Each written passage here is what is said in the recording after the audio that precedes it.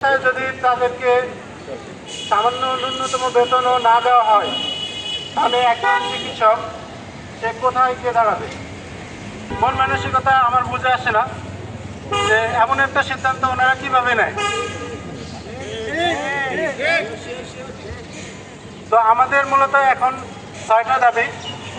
একটা বিসিপিএস যে হঠকারী সিদ্ধান্ত নিয়েছে, এটা তারা পরবর্তীতে নোটিশ দিয়েছে যে 2000 ডাক্তারকে ভাতা দেওয়া হবে, কিন্তু এই 2000-এর বেশি না। এবং বেতনটা আমাদের কর্মের সাথে। আরেকটা ব্যাপার যে প্রতিনিয়ত দেখতে পাচ্ছি যে আমাদের ডাক্তারদের উপর এবং টেলি চিকিৎসকবৃন্দ তাদের উপরই অনতিবিলম্বে এটা। তো আমরা চাই যে